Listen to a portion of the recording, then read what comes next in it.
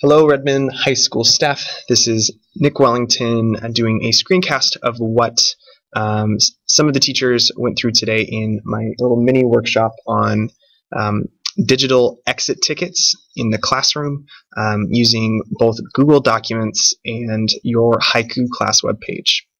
So here is an example of what you should be able to create by the end of these next couple of videos. This first one is about creating your form. Next will be embedding it into your Haiku webpage, and the last one will be filtering and customizing the data that you collect with each formative assessment. So here we have a pretty simple exit ticket, first and last name, which are really important, something you really want to make sure to hang on to and remember, class period, and the questions I want my students to answer by the end of a lesson or activity. So very simple one, a 3-2-1 format, 3 pieces of information absorbed in today's class, 2 questions I still have, and 1 topic I want to know. They simply click submit, and I have data collected and tabulated into an Excel form. So to do this, you will need to create a Google account. Or if you already have a Gmail account, you are automatically signed up. You'll need to go to drive.google.com, and because I'm already logged in, it will show that I am in and logged into my account. From here, to create a form, to create your exit ticket, I'll simply click Create, go to Form, and now we have the layout, the skeleton of your exit ticket.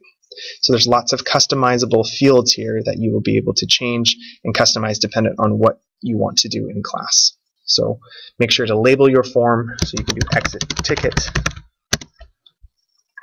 10-7 World History 2. And you can create or add any additional information that may help your students guide them through the exit ticket. You can select different types of questions. So this one, for example, is a short response. So text, you can create a longer response, paragraph text, multiple choice, check boxes if there's multiple choices you want to give students, choosing from a list, Likert scales, and grids. So there's lots of different features you can do that might not be quite available yet on Haiku. To add additional questions, so if I added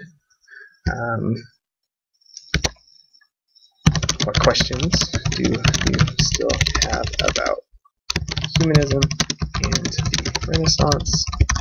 Not the best question, but an example at least. If I want to create multiple short answer questions, there's 2 ways I can do that. I can click the duplicate button, which just copies the question that you just clicked on, or you can click on add item, and this will give you the same drop down that we saw on the individual questions. You can select what you want. You can, in addition to that, do section headers, so you create actual demarcations between sets of questions, or if you want a new page that you want them to go to, you can do page breaks as well. So that probably won't be as applicable unless you have a really long survey you want your students to go through, but for now we're going to be focusing on creating 3 to 4 question exit tickets in this video. You have a delete button if you created too many questions or just don't like the one that you've created. You have the edit button, which will allow you to go in and edit question type, the question itself. Really important is checking off this, make this a required question. Students, if this is not checked off, students will be able to go through and only do 1 or 2 questions and not be required to answer all of them. So if you want to make sure that your students answer every single question, click that button. So after you've created your questions, you might want to think about how you want it to look on your web page.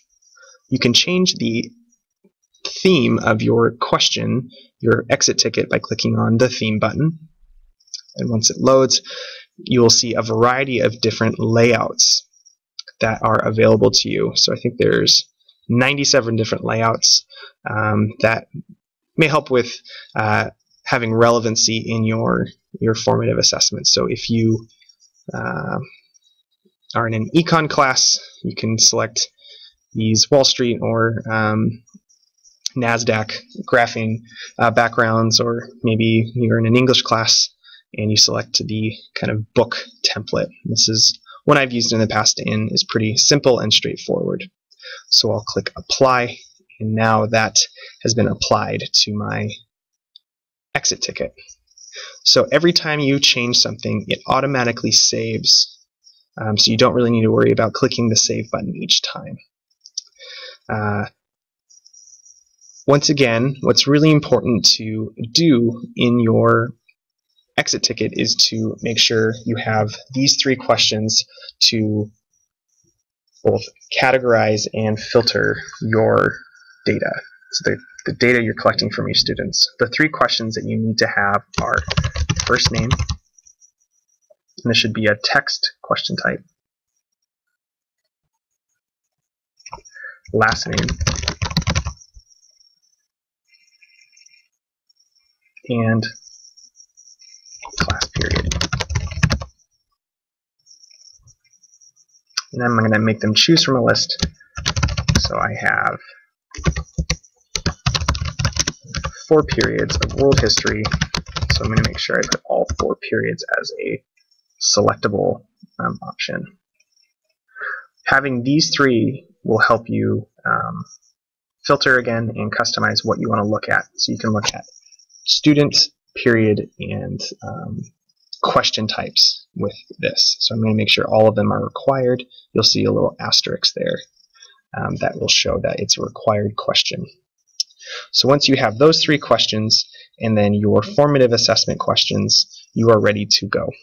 So this is the first step in creating your Google form, your exit ticket for your Haiku page.